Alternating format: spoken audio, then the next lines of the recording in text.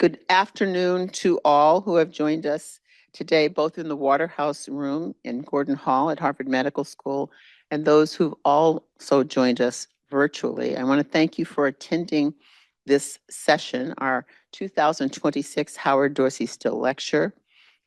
We have what I trust will be an informative and motivating afternoon session for you. As we start this, there's also a set of what we call rules of the road. I don't see, here we go. And what this is are just some guideposts for us to be able to think about as we come together for learning and discussion. It's understanding that nobody's perfect, that we are all in this process of learning. Invite others into the conversation. Understand that words can both heal and hurt. So use our words thoughtfully, be respectful when speaking and listening, put yourself in other people's place. And evidence and opinion are important, but they are not the same thing. And be open-minded. Go to the next slide, please. A little bit about our housekeeping as we get to this is on the Zoom, the chat function is not available. The live closed captioning is, however, available for today's session. And if you have any questions, you can use the Q&A function that you'll find on the webinar panel. This is going to be recorded and it will be posted by our office at a later time. A little background about the lecture. In 2004, Dr. Norton, Harvard Medical School's former Associate Dean for Alumni Affairs and Special Projects, published a book called Against All Odds, which covered a span of more than 150 years of African-American presence at Harvard Medical School, and brought to life true accounts of Black men and women in medicine, their struggles, their determination, and their triumphs. Included in this book are stories of Drs. Howard, Dorsey, and Still. And these stories bring us to this celebration. After graduation in 1869, Dr. Edwin Howard practiced medicine in Charlestown, South Carolina for a year, moved to Philadelphia, where he was instrumental in establishing the Frederick Douglass Memorial Hospital in 1895, the only hospital for African Americans in Philadelphia. He then went on to establish Mercy Hospital in 1905, because what he said, the present hospital, the Frederick Douglass, having assumed the character of a privately managed, narrow, unprogressive institution, fails to meet the objectives for which it was organized. An opportunity for Negro physicians to get the incalculable benefits of hospital practice, which other hospitals had denied them. Also to train our girls in nursing, as well as giving our people additional hospital facilities, end quote. Dr. Howard was a pioneer, an advocate, clearly a person of action. Dr. Thomas Dorsey was the first student of African descent to be called and receive the MD degree from Harvard Medical School in 1869. Unfortunately, there's little information and what we have is fragmented. However, Dr. Necessian found two sources that suggest he spent much of his life after graduation in Washington, D.C. And although there are no records on that time, having graduated a year after Reconstruction was launched and having settled in Washington, Dr. Dorsey would have witnessed the founding of Howard University and its College of Medicine, Freedmen's Hospital, and the first medical association for Black physicians, the Medical Surgical Society of Washington, D.C. Another individual, another alum who was a trailblazer and resilient. And the third individual of this Howard Dorsey Still lecture is Dr. James Still, who graduated with honors from Harvard Medical School in 1871, just 6 years after the end of the Civil War. He practiced in Boston after graduation, and according to records of Medford, New Jersey, where Dr. Still was born, he may have chosen Harvard to quote, because it was located in an abolitionist Boston, possibly with less barriers to admission, end quote.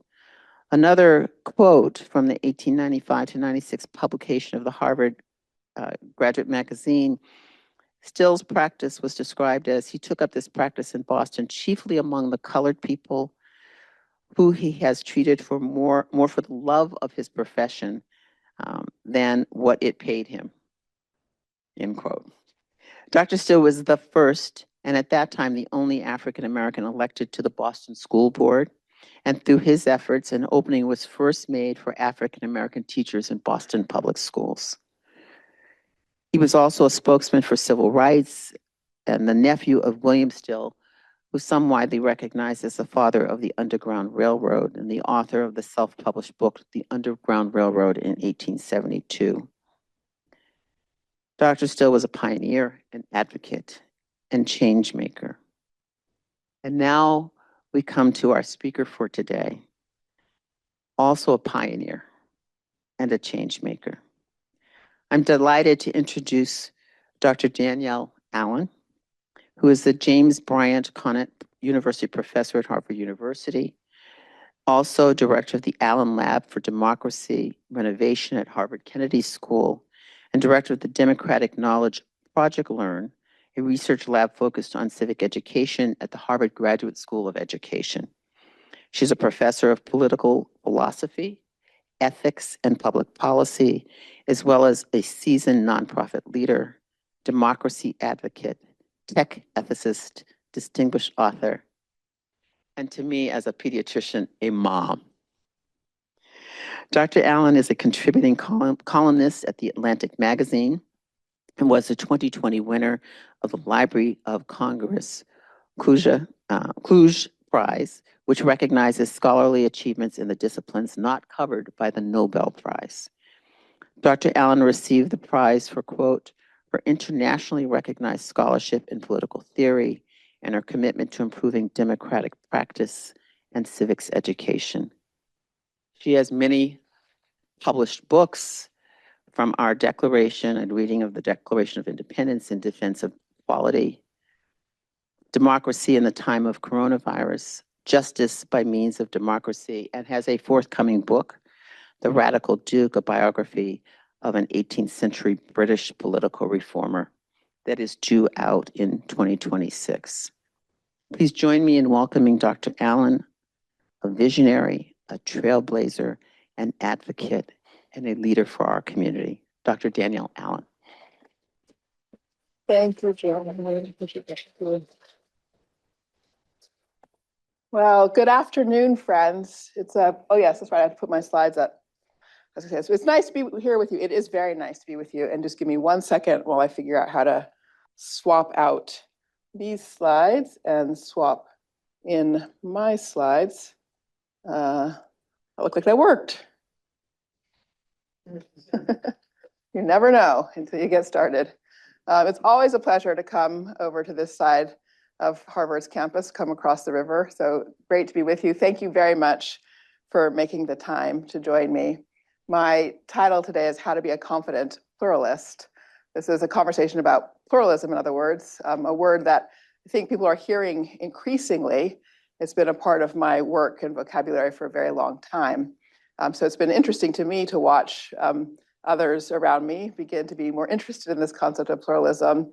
And I'm grateful to Dr. Reed for the generous invitation to come and share with all of you how I think about this concept and how I've been trying to put it to work in my teaching practice and in some of my civic practice. So thank you for that opportunity. Let's just start with some definitions. The word pluralism is both an empirical and a normative concept. As an empirical concept, it simply names the fact of social difference. We are different in all kinds of dimensions, our demographic background, whether that's race or ethnicity, gender, sexuality, but we're also different in terms of our faiths, in terms of our viewpoints, in terms of the kinds of journeys that our families travel. Each of us brings a complex set of resources to every community or social situation we find ourselves in. Our own identities are moving and changing things, but the short of it is that pluralism names the fact of social heterogeneity and all the dimensions of difference involved in social heterogeneity. As I said, it's also a normative concept. That means it is an ethical concept. It is as much about a set of practices as it is about social facts. And the relevant practices of pluralism are about respecting, relating, and cooperating with others across lines of difference. This distinguishes the concept of pluralism from the concept of diversity, for example. Diversity is mainly an empirical concept. It names that social heterogeneity. It doesn't itself tell you anything about the ethic or practices that might go with engaging with that social heterogeneity. So pluralism reflects an opportunity. Social heterogeneity can be a source of creativity, innovation, cultural richness. Of course, it can also be a source of tribalism and division and conflict. So the job of practices of pluralism is to help us all understand how to activate social heterogeneity for that cluster of common and shared goods while avoiding the potential negative outcomes of social heterogeneity. So those are some just really basic definitions to get us going. This is just a bare beginning of a smattering of figures who have contributed to the concept of pluralism and thinking about pluralism. So going chronologically from the upper left, that's James Madison. We'll come back to each of them in a moment. William James is a psychologist and a philosopher based here at Harvard. Elaine Locke, an early African-American undergraduate here at Harvard, also a philosopher. Horace Callan, also a student here at Harvard in the early 20th century. Jane Addams, whom you may know of for having founded Hull House in Chicago. The novelist Ralph Ellison. It only took us up to the middle of the 20th century. There are many more figures that you could put in a lineage of the intellectual tradition of pluralism. But the reason I introduce all these figures is because there is a deep sort of intellectual background and foundation to this concept of pluralism. In the case of Madison, he was really focused on political pluralism. He, as a designer of the Constitution and defending the Constitution, the Federalist Papers, was explicit about the fact that freedom generates diversity of interest and diversity of perspective. The phrase diversity of interest and perspective is in the Federalist Papers. So that's how much the word diversity is at the center of the American experience. The entire point of the design of the Constitution was to deliver institutions that permit people with differing points of view to negotiate their way to settlements and accommodations that have legitimacy and stability for the society. So political pluralism is baked into the concept of democracy and into the specifics of the institutions of this democracy in particular. William James, as a philosopher, was as much interested in pluralism as a metaphysical and ontological concept. In his view, the entire universe was best understood as pluralistic. This is in contrast to, for example, a Platonic tradition that would have you think that the universe is a sort of monistic structure anchored by a single sort of form of the good in the Platonic picture, and then everything is organized around that epistemological category. For William James, you cannot understand the universe without understanding that in all of its dimensions, in its physical dimensions, its biological dimensions, pluralism is always active. There's not a sort of single concept that you can use to anchor understanding of the whole. Instead, you need actually a way of accounting for variety in order to make sense of the world. And he took that philosophical concept and with his students, including both Elaine Locke and Horace Callan, encouraged people to see pluralism as applying to all the different dimensions of human life. And so Locke and Callan, between them, were both very early progenitors of sort of a vision of cultural pluralism, recognizing that human beings have multiple intelligences. Our colleague in the ed school, Howard Gardner, has developed that line of thinking extensively.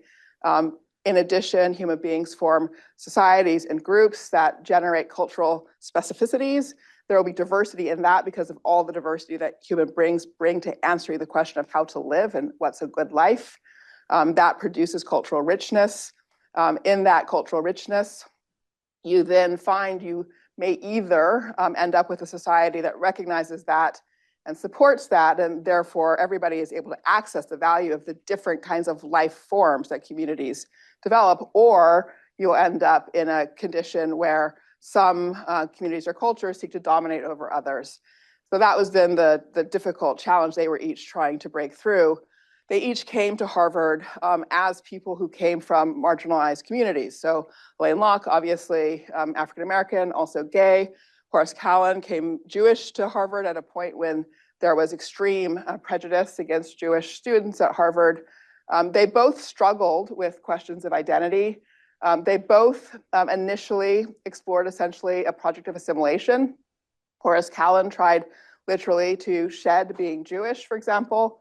And then over time, and partly thanks to the sort of intellectual resources and support that came out of learning from William James and further work they both did at Oxford, they came instead to embrace their personal identities and all their complexity, and also to see the value of trying to build social forms that support people in embracing those multiplicities of features of identity. They also became good friends.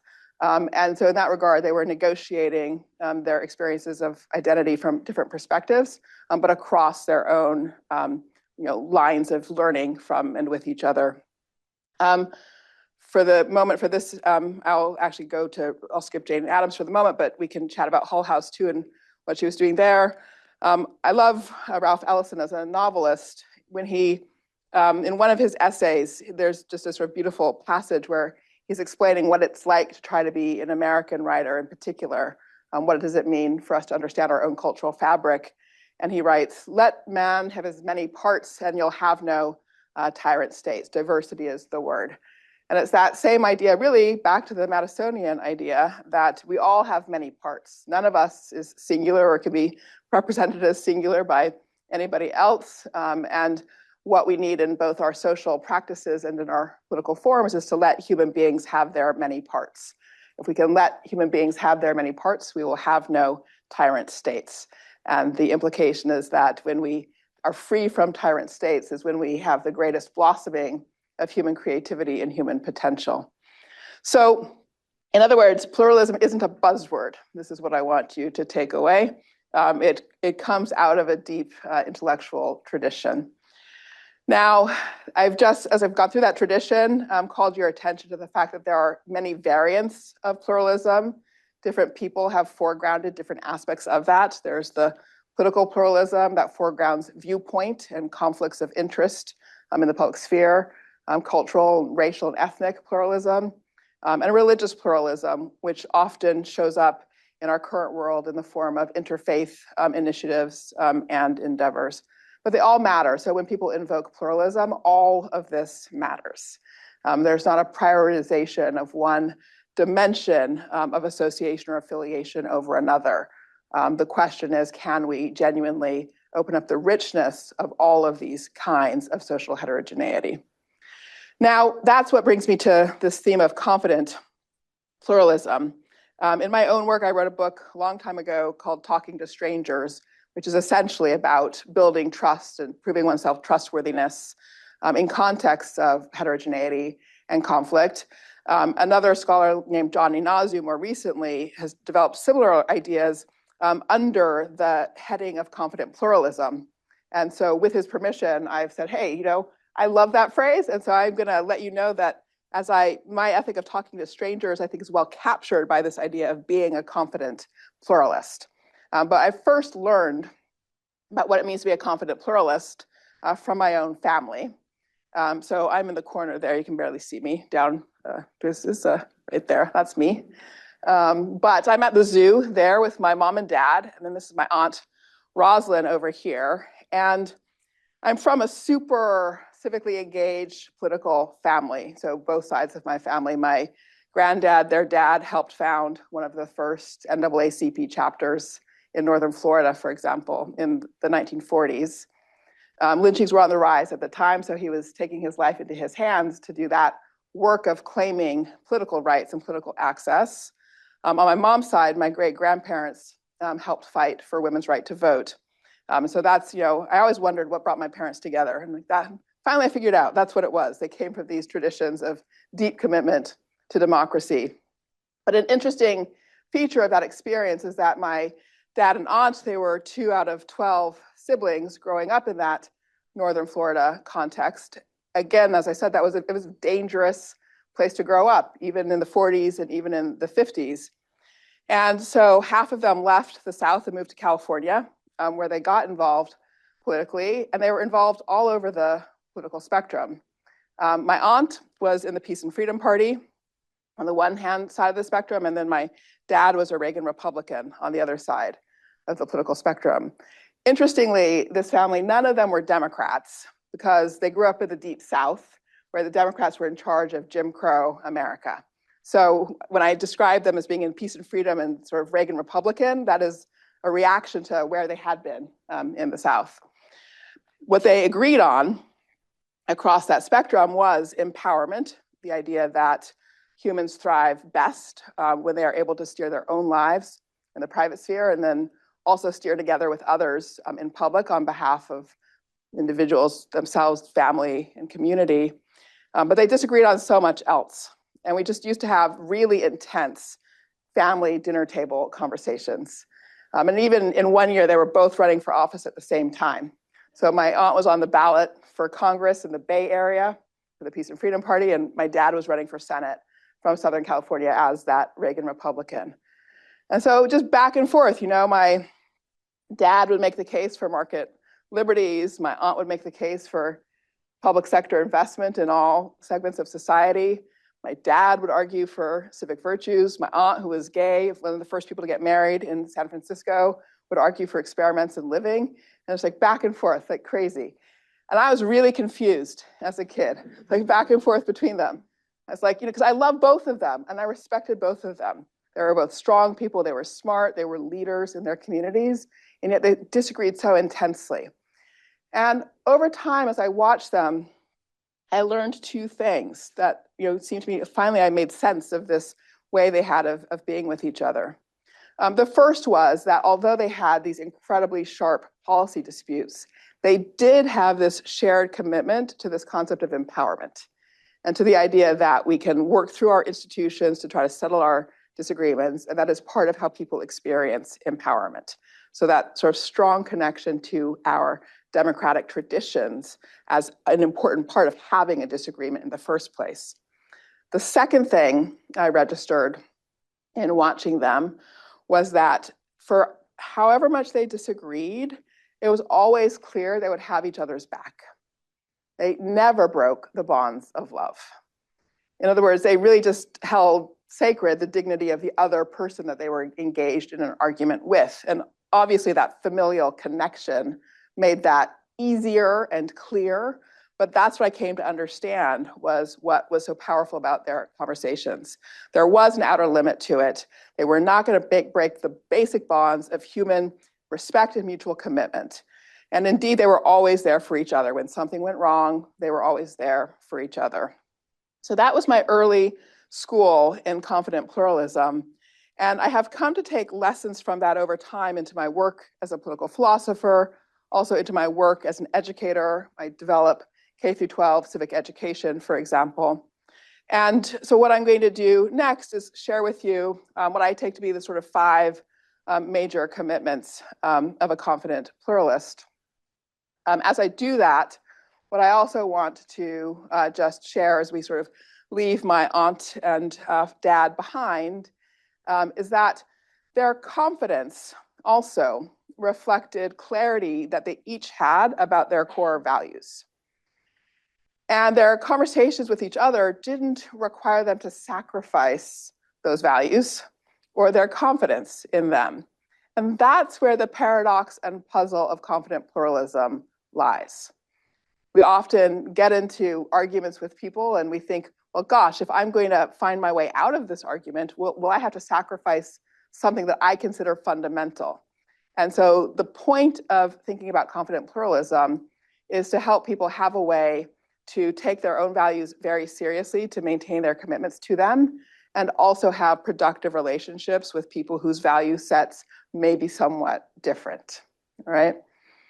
So 5 things that I typically ask people to commit to, or that are embedded in my work in various ways. Reflection, committing to the use of institutions and practices of nonviolence for dispute resolution. Compromise, that's sort of a subsidiary point to the previous one. Listening before speaking, And then protecting human dignity, holding against sacred the human dignity of the other person that you're engaged with. So I'll spend some time on each of these and then share a few other reflections, but then I'll be very interested in your own questions and thoughts about all of this. So on reflection, here to be inside a university is a great opportunity because universities consist of resources whose purpose is precisely to initiate people into the work of understanding what matters to them and why. Traditions like philosophy, theology, literature, that is what they give us. They are an incredibly important part of an education, that liberal arts reflection, essentially. This question, how should I live and how should we live? They are the oldest questions that there are. Socrates gave them to us at the origin of the intellectual tradition. But attention and reflection are not practices that people develop without practice and discipline. You can become much more aware of your own value commitments by taking the time to do that work. So in our civic education curriculum, for example, for 8th graders, a year-long curriculum here in Massachusetts, the first unit of that curriculum is an identity and values unit, where the point is that students have to clarify what core values orient them as they survey the world and what are the sources of those values. Inevitably, they come to understand that there are multiple sources of those values. They may be faith tradition values, they may be specific to family experience, they may be values that connect to an ethnic or social group. They also discover that every other student in the class has a somewhat different package of sources for values. They will discover the particulars of their own value set. They will also find overlaps with each other's values. The work on self-reflection pretty inevitably helps people, even from very different backgrounds, surface common values. So although I am here stressing the importance of personal reflection and understanding one's own values, that process inevitably helps surface shared values and provides an opportunity for people to connect individual and personal values to those shared values. We talk about the work of forging a civic identity, where what you have done is precisely connect your personal values to the shared values of your community. And again, that takes reflection to do. But that work, last point here, in addition, builds resilience so that you can stand firm in your convictions while also being respectful of the fact that other people will have good reasons for their positions. One of your norms was, remember, it's about people, not positions. And that is exactly what reflection on values helps cultivate. There is always a person behind a position. That person has some values that are anchoring their orientation, and there are sources of those values in their life journey. And unless you have understood those pieces and have access to that, you actually don't really know what you're responding to, and you owe it to each other to surface that understanding of that value, internal value structure. The second point about institutions and nonviolence, this is the basic Madisonian point. We often think of institutions, whether it's Harvard, a big university like this, or the US government, as something opaque, inaccessible, distant from us. It's sort of hard in our kind of imagination. If you're thinking if something's hard or soft, it would be like a hard form, that bureaucratic structures you bang against, essentially. In fact, institutions are really made out of all of us. They are, at the end of the day, nothing other than sets of protocols and rules that human beings have developed to coordinate their interactions with each other. So they are an instrument of our empowerment, and they require a certain degree of stewardship from us so that they can be tools that actually help us solve problems together. So a confident pluralist recognizes that institutions are a necessary way of both acting through and on behalf of one's own values, but again, finding solutions with others to those places where we are in conflict and disagree.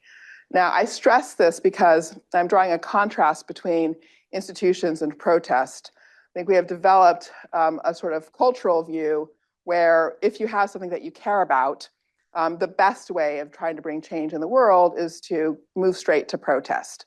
These sort of institutions are seen as separate and unchanging other than through certain kind of unrelenting adversarial engagement.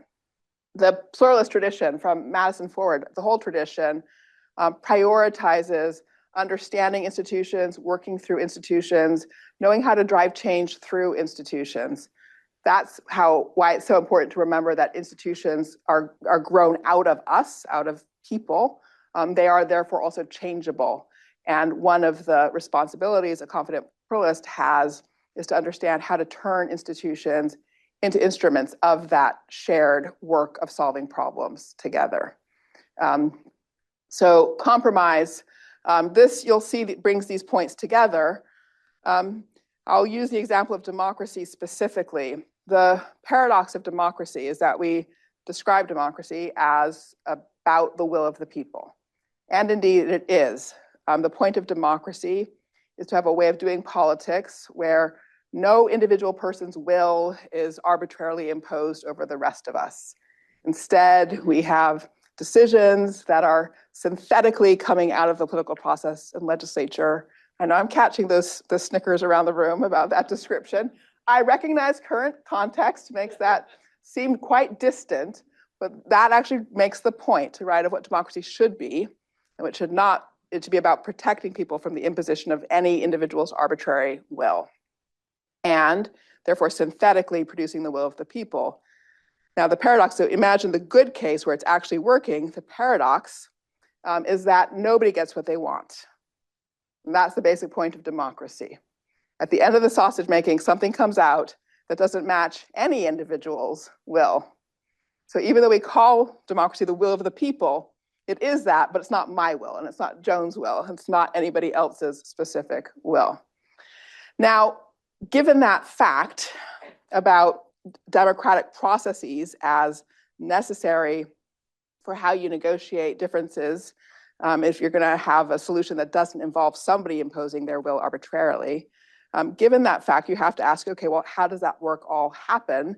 How does that sausage get made, and what comes out at the end? And compromise is a necessary piece of that work. Compromise is a word that has a very bad reputation in our current cultural context. It has that bad reputation again, repeating the point from before, because people think it means having to give up some core anchor value. I want to suggest that that's actually not the most productive way of understanding what compromise is.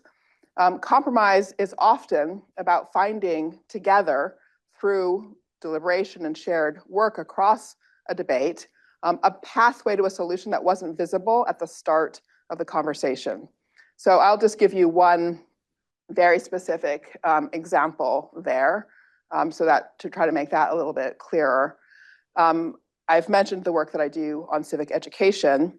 In addition to the curriculum here in Massachusetts that we've developed, we have contributed to a nationwide network of educators developing a roadmap for excellence in civic learning for all learners in K through 12. This nationwide network is pluralistic. We are diverse on every imaginable dimension: viewpoint, geography, demographic background, academic expertise, historians, political scientists, lawyers, for example. And we came together to do that work because we had recognized that the single biggest obstacle to young people having rich civic learning opportunities these days is polarization. The fact that grown-ups cannot agree on how to narrate American history. And because grown-ups cannot agree, they just stop teaching it, okay? The agreement, everybody agreed to disagree, and the result was social studies fell out of the curriculum in schools. It's a really terrible tragedy. So we recognized we had to break through that polarization. So we formed this group and said to ourselves, okay, we're gonna figure out, what is an account of excellence in this space together? We know we disagree with each other, but we will commit that as we proceed to try to lay this out, every time we hit something that we disagree on, we're not gonna paper it over. We're gonna just call a timeout, and we're gonna wrestle it through until we find a solution, all right? Now, 2 weeks into the work, we hit our first argument, and you are going to think this is so ridiculous. We got into a big fight about whether we were educating kids for life in a democracy or life in a republic. Now, you here in Massachusetts will think this is, again, completely absurd. But in Utah, it's a matter of state law that kids are taught that this country is a republic, not a democracy. So there are actual stakes in this argument. So we wrestled. The first thing we did was surface the values underneath the positions. We realized that the people who advocated for the term democracy were supporting universal inclusion, participation, and popular sovereignty. Folks arguing for a republic were supporting constitutionalism, rule of law, order, and structure. So we thought, okay, there are good values on both sides of that.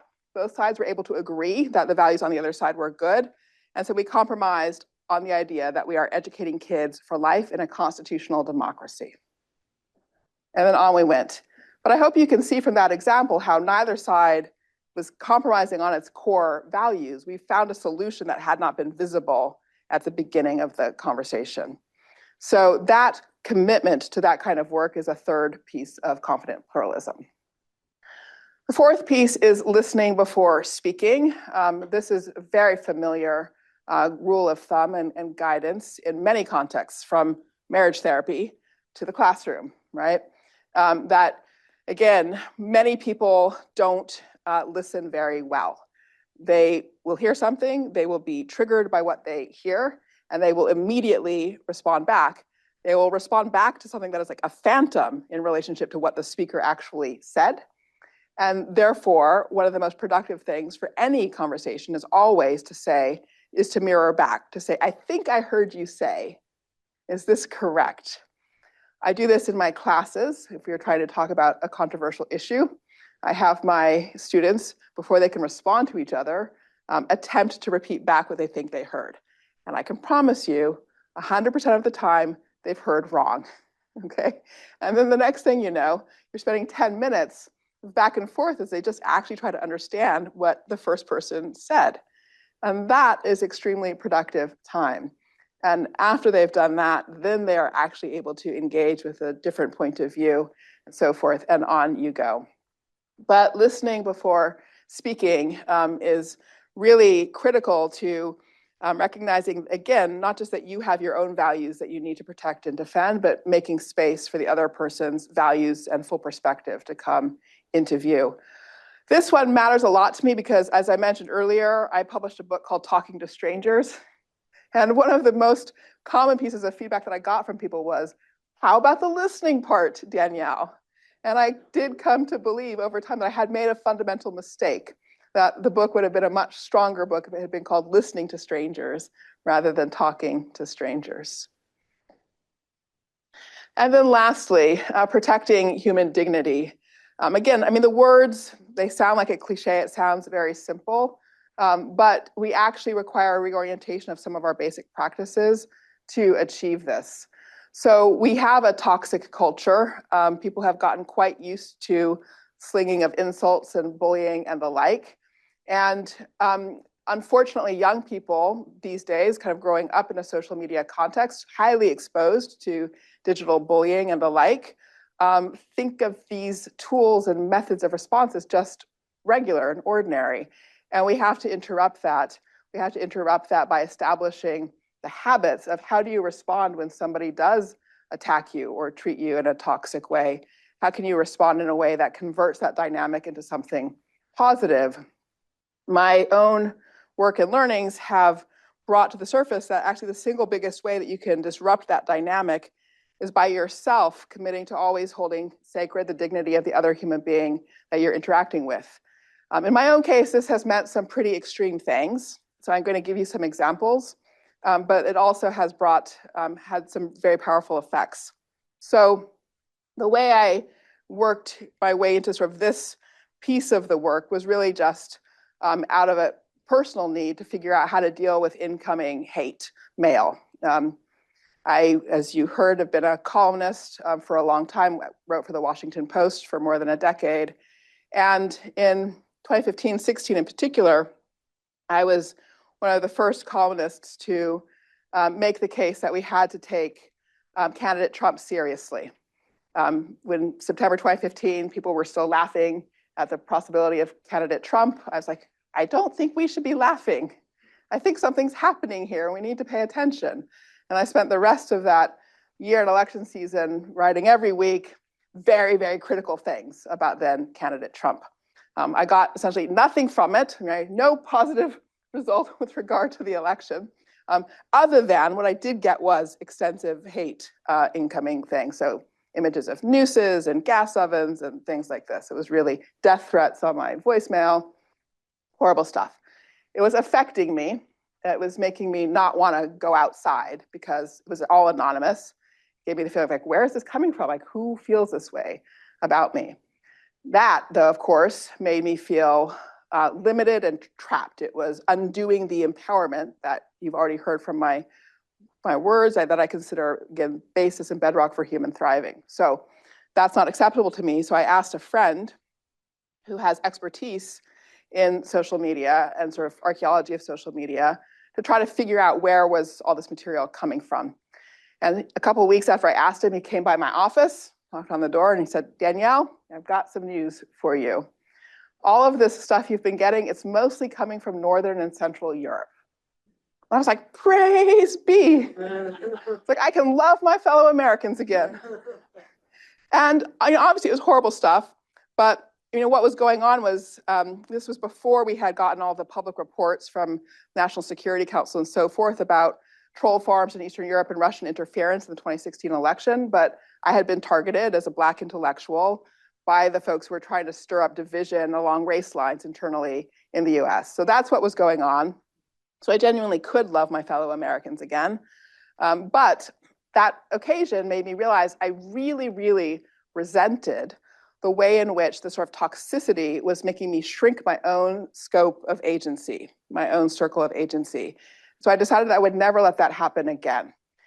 And what that meant for me was that I had to, myself, in order to protect my own human dignity, I had to treat everybody who was going to send me anything with respect for their human dignity. Sounds paradoxical, but the way of keeping my spirit and agency big were to just make sure I was always responding with the fullness of my own generosity, not let my spirit shrink.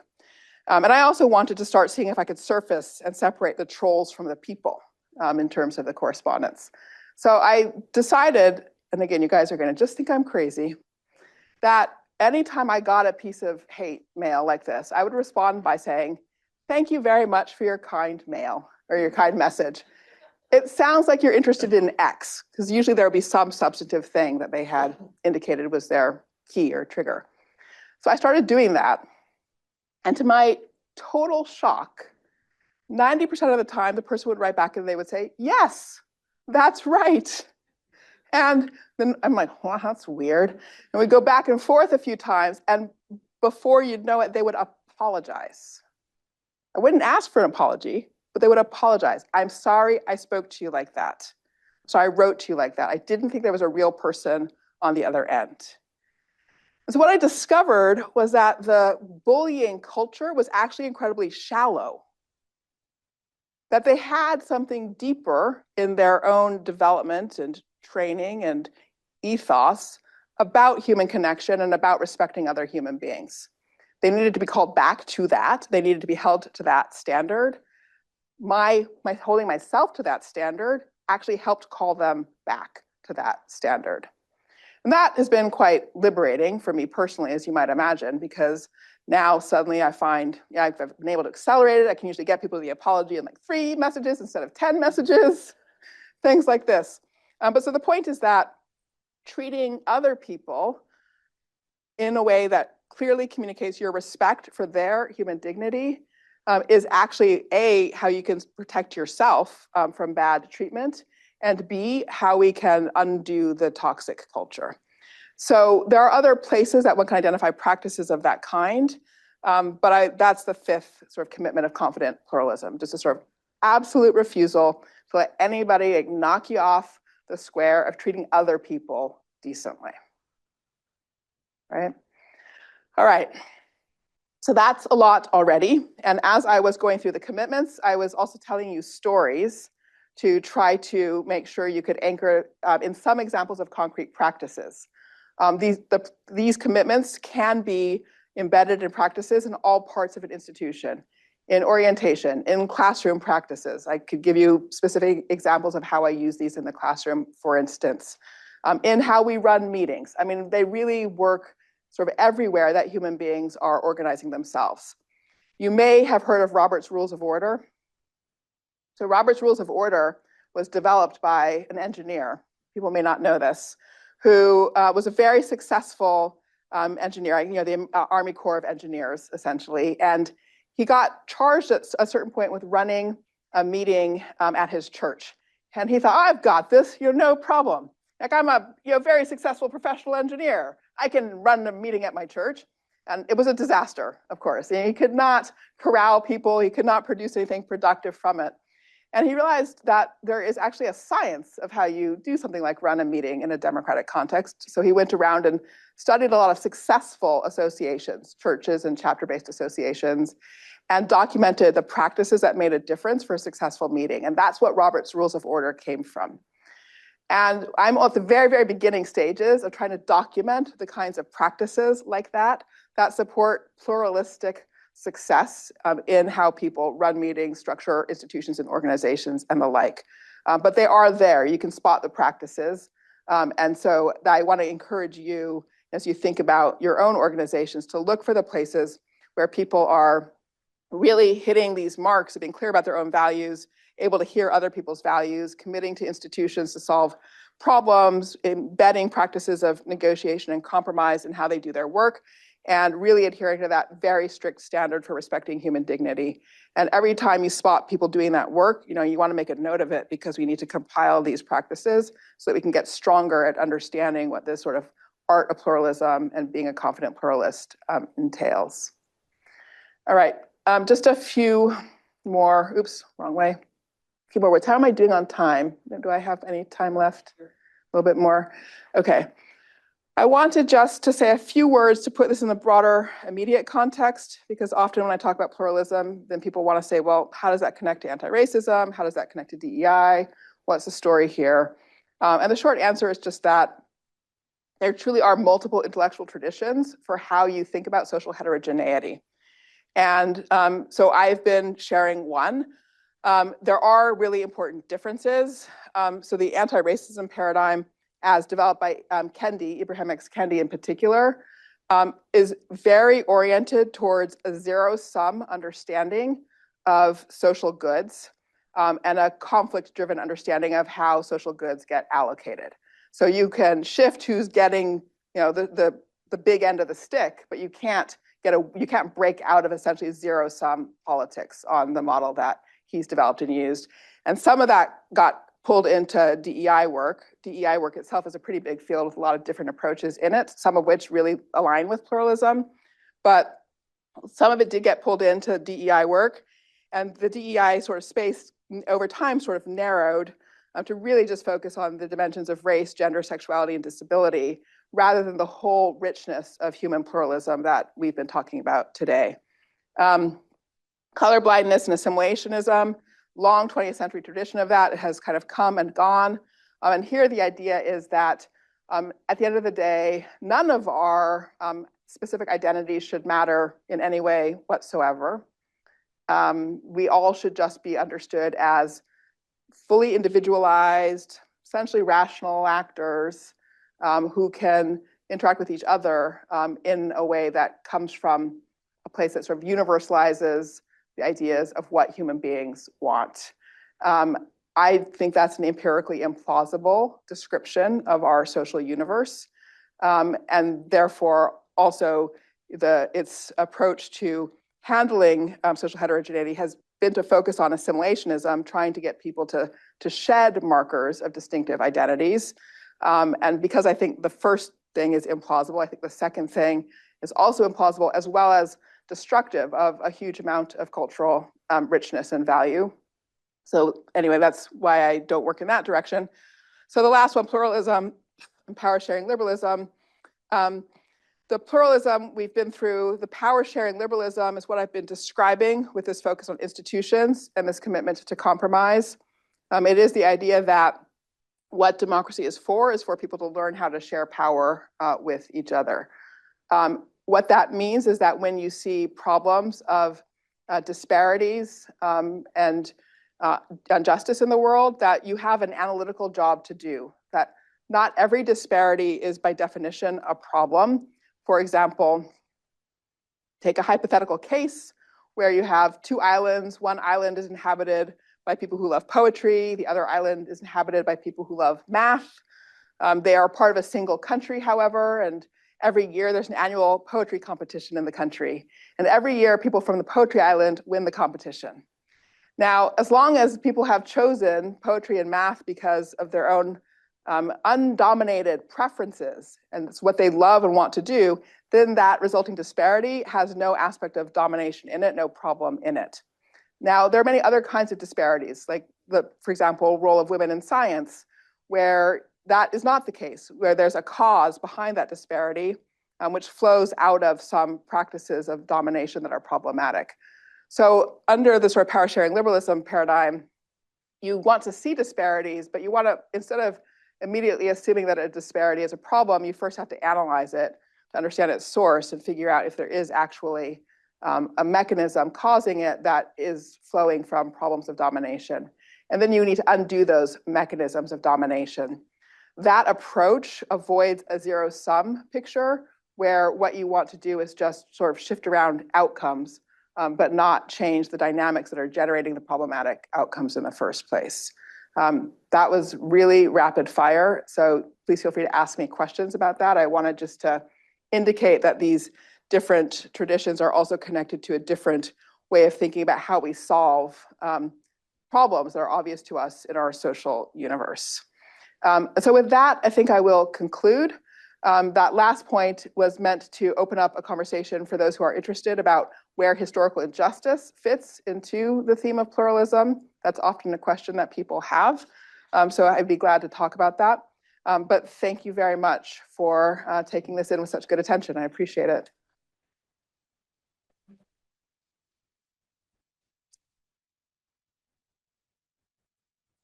I just want to say thank you. I'm going to say thank you on two levels. I didn't say as we started this that we first came to know each other a few years ago around a task force out of the university. Almost a decade, Joan. Would you believe? I'm only 32. Sorry. So I'll put it that way. I'm only 32, which for anybody that knows, I told my grandchildren I was 32 for about 10 years with them saying to me, how come our mother is older than you? And I explained to them it just happens that way sometimes. So anyway, but we met then.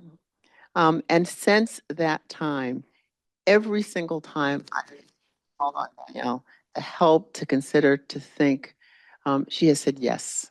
I just want to say thank you. I want to say thank you publicly for that. I want to say thank you for what you shared today in this time where we throw out so many different terms. We actually don't even know what we're talking about when we throw out the terms, and we talk around and over and through and by each other. Thank you for giving us a stage to start to even have conversations about what we mean. And for also helping us move towards a space of, and now what do we do? What actions do we take? Which is so very, very critical. I want to open this up, but there are two particular areas that I'm interested in. The last that you talked about, where does historical injustice fit into this? And when I think about historical injustice, it's not just historical, but just this sort of injustice piece, but also this piece, because some are feeling that in today's climate and with the language, they have to erase their identity. That in this pluralistic space where we recognize all identities, I have to act like I don't have an identity and I can't come together with others. And it's a real issue that I'm hearing across our campus, but maybe you could touch on either of those. And then if others could have questions, comments, and we can go around with the microphone for that. Great. Thank you, Joan. When I was discussing reflection on one's own values, I very speedily introduced the idea of civic identity. This is the idea that we all can and should forge a connection between our own personal identity its many features, and then the ways that personal identity is a source of our own values, and the shared values of a community. So you might say the shared values of Harvard Medical School, or the shared values of Harvard, or the shared values of the United States, a democracy. So if I'm using the US case or a democracy case, I tend to talk about the shared values of constitutionalism, rule of law, commitment to nonviolence, and commitment to full inclusion. So these are the kind of values that make it possible for a democracy to function as a democracy. There are also values that would make it possible for Harvard Medical School to function as a medical school. And then one of the sort of challenges of being a member of a community is to figure out for yourself how you connect those values together. We often do this work through storytelling. We ask people to try to find a story where they've experienced something that both where they were able to express their own value and they also saw it connected to one of the values of the community that they're a part of. And if you do storytelling like that, you can sort of start to knit together your own sense of self and your values with the things that you're getting from your membership in a given community. Now, I say all of this because the moment you invite people to talk about civic identity, everybody is in the same conversation. We can still have all the specificities of our personal identity, but the conversation is about drawing the connections among ourselves as much as it is about understanding ourselves. It's having that double project that I think makes it possible to avoid some of the political choppy waters around the concept of identity. In my own experience, when I sort of use that civic identity frame, I am getting engagement with it across the political spectrum, actually. It is sort of helping to quiet some of the challenge spots. So I hope that is responsive, Joan. Yeah. And the historical injustice. Right, yes. If I were to go back, I won't go back to the slides, but to the three different models, the sort of anti-racism picture, the assimilationism and colorblindness picture, and then pluralism and power-sharing liberalism. They each have a different way of thinking about historical injustice. So Kendi, again, sort of the anti-racist paradigm, he has a very, what sort of technical language people would call materialist conception of how the world is organized. There are economic interests. Basically he's got a Marxist conception. There's labor and capital, and things get divvied up, and it's a zero sum and so forth. And so the only way you rectify historical injustice is by redistributing things. I'm simplifying, but roughly speaking, that's the theory inside his arguments. In the assimilationist case, that is an argument whereby procedures that are on their face, neutral with regard to all aspects of identity, will solve the problem, but they will sort of dissolve historical injustices over time. There's a lot of empirical evidence that that's not the case, but there are a lot of facially neutral policies that nonetheless actually perpetuate various kinds of domination-based disparities. So I'm presenting these not as they would. I'm obviously presenting them with my critique as I go. So, pardon me for doing that, and you might want to have somebody else come and present those 2 points of view. So then the third, the power-sharing liberalism view, is the view that the things that are injustices or disparities in our life, in our world, are generally caused by domination. Domination is defined in the philosophical literature as one group or one person or groups having arbitrary reserve control over other groups, and then abusing that power. The idea is that if you can rebalance or reallocate the power, then the way in which decisions get made will yield outcomes that are fair. To make that concrete, I'll give you a very specific example. I'll take the case of voting registration here in Massachusetts.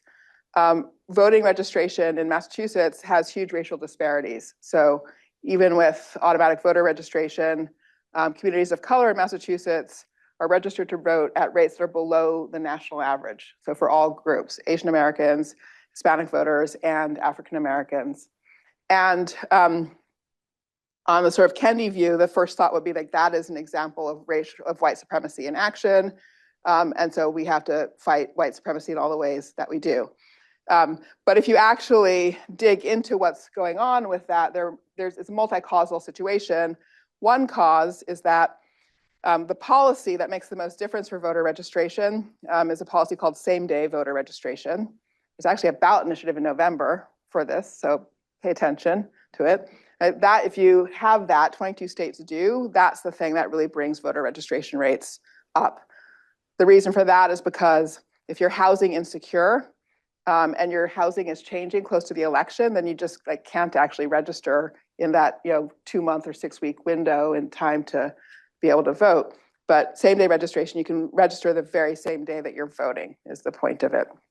Now, people in Massachusetts have been trying to get that policy through for nearly a quarter century, and it has been blocked by one legislator in the state house who happens to represent Alston, meaning he's got a lot of students in his district, right? BU and everybody else. And so he's just afraid that students will all register on the day of the election and vote him out of office, okay?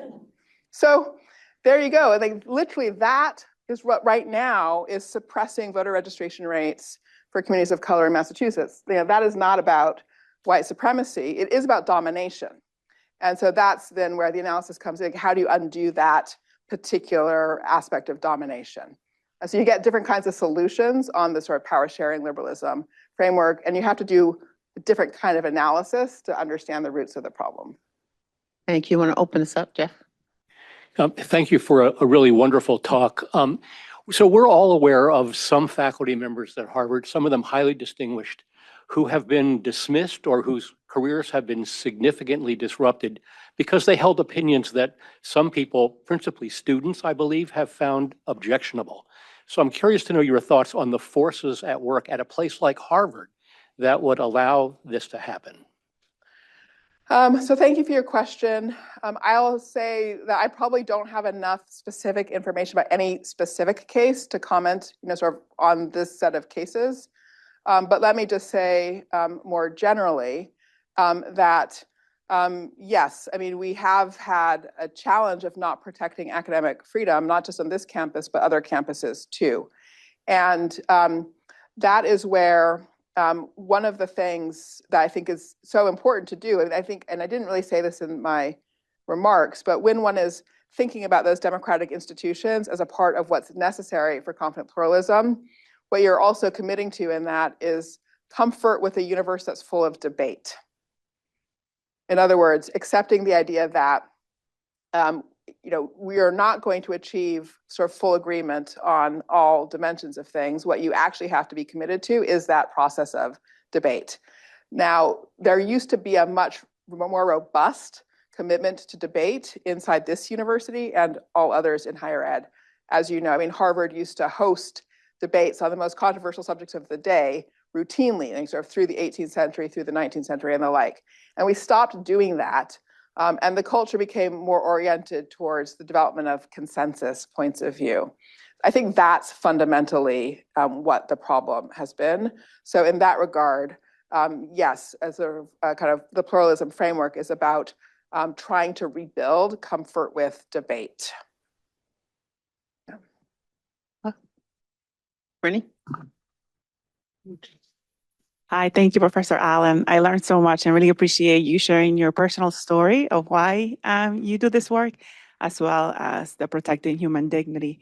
My question to you is, how do you think pluralism should engage with moral limits? Specifically, how should we distinguish between compromise and normalizing harm? Mm-hmm. Yeah, no, thank you. That's one of the most important questions. I appreciate it. So a few things here. So the question is what are the limits? If I'm saying let's have comfort with debate, what are the limits to that comfort with debate? What do you not have in the aperture of debate? And I suppose I use three different concepts to answer that question. So the first is simply that when one's talking about a university specifically, and you're talking about issues of academic freedom, then what is included in that space of debate does need to be held to high standards of evidence and argumentation. So it's not the case like any old opinion should be an opinion that we invite, sort of to participate in the public sphere of the university.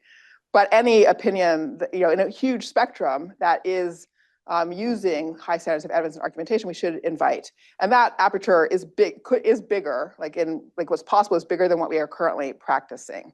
So there are many sort of places, for example, conservative think tanks where people absolutely are adhering to high standards of argumentation and debate, where they don't often get invitations to Harvard, right? It's like that's the kind of thing where we do need to have comfort. So that's sort of the first piece of it, is maintaining those academic standards even as you're opening the aperture. The second piece is, so for example, in my classrooms, I start every class with an anonymous survey of my students. So I then project the answers on the board. And the survey asks students to surface an issue that they are concerned about in our contemporary world, a value that motivates their concern, an emotion that they attach to that concern, and then what would count to them as a sort of successful resolution in the world of that concern. And I do this because I want the full spread of opinion in the room to be visible to people, which typically it's not. We have more diversity of opinion in our community than we typically think we do. But the very first question on my survey is, are you willing to contribute anonymously in ways that prove your trustworthiness to other people in the room? And then I define trustworthiness as communicating a commitment to the basic human dignity and basic human rights of every other person in the room. And sometimes people will say no to that question, and they don't get to go on in the survey. It boots you out of the survey if you say no to that. So the point is that you have access to anonymity such that you can say, really express the full gamut of opinion that you might hold, on the condition that you are ready to also think through how you can do that in a way that communicates your trustworthiness to other people. And so that requirement of trustworthiness to other people, which means communicating respect for basic human rights, is another limit on conversation. Then the third thing is, and this comes from the work of Mira Levinson in the Ed School. She's done a lot of work helping K through 12 educators understand the difference between open and settled questions. And with the idea that we should treat open questions, we might have a strong opinion about them, but they're still open in our society, differently than settled questions. So a contrast would be between, say, slavery, like, is slavery a good thing? No, settled question. How do we actually think about trans rights? Open question. Do trans people have human rights? Yes, closed question.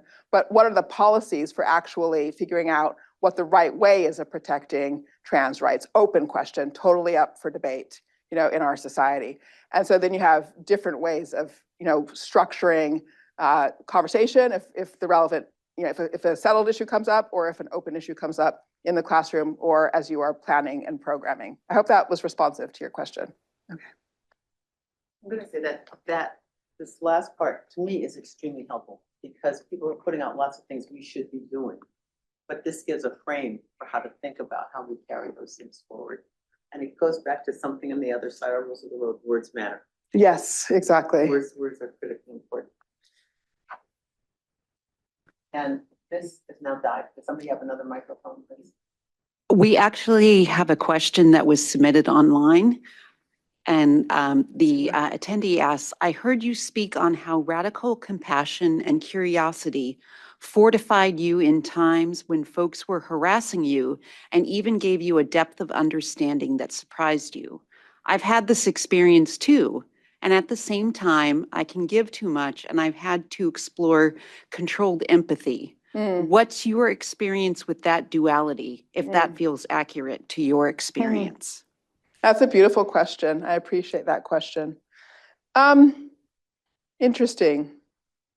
So I think my approach to it may be slightly different. I appreciate the question. It's an excellent question. I hear the challenge, and for sure, often when I tell the story about what I do with hate mail that comes in, people do think that I am being overly empathetic in ways that are going to be self-damaging, essentially. So I appreciate the question and the concern. I think that the way I have thought about it is with a concept of safety.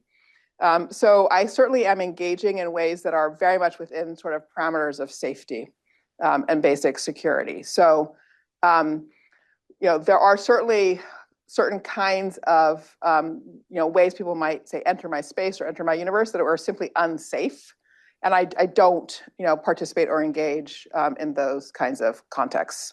And I'm very careful, for example, with information I give out about myself. I don't, when I engage in a person sort of back and forth, I don't just open up, the door completely to anything and everything about my life. So in that regard, there is a kind of controlled element to the engagements. But what is in the engagement is this commitment to try to hear the other person and just try to take on board whatever it is that's underneath, the thing they've expressed in such a problematic way. And I will say on that one, maybe the last thing that provides a certain kind of boundary is that it's actually valuable learning for me. So I have a sort of self-interest aspect in it too. It's not pure altruism.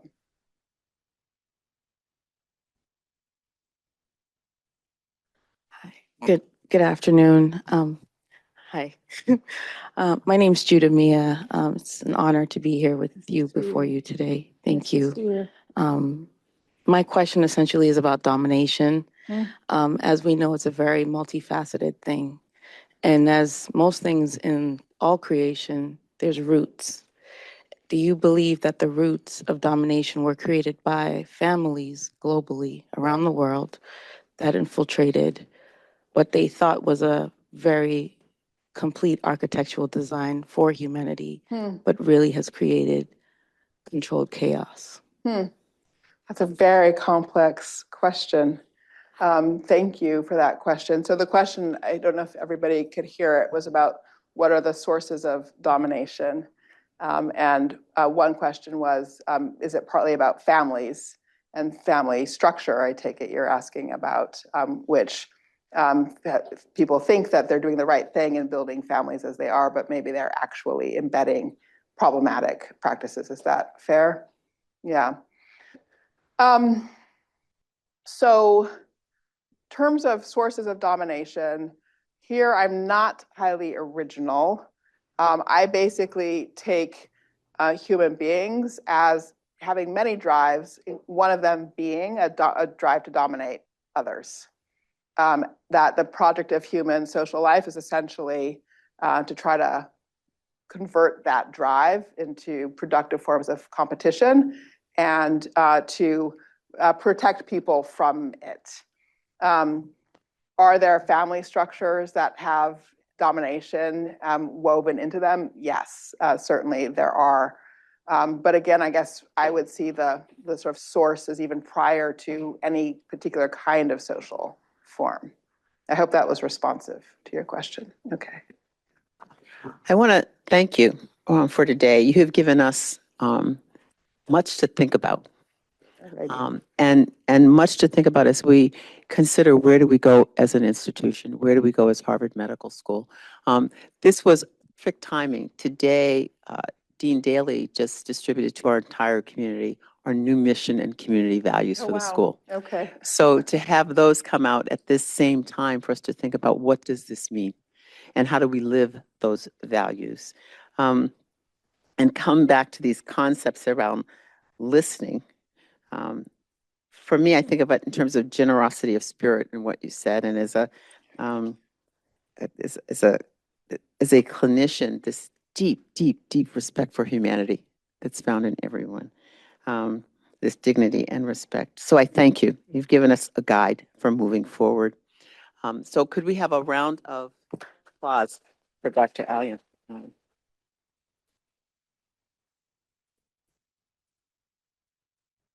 It is my hope as we consider what do we do as an institution, what do we do individually across our different groups in moving us forward together as a community, because I think of us as a community, as a family in many different ways. There's many kinds of families. How we can take some of the framework that you have given us and apply them. I also want to talk about a couple of other programs that are coming up. Some of them you know. There's an Opening Doors program next week, April 14th, a conversation with Frederick Lovejoy. There's a fireside chat next week on the 15th with Robert Langer of MIT.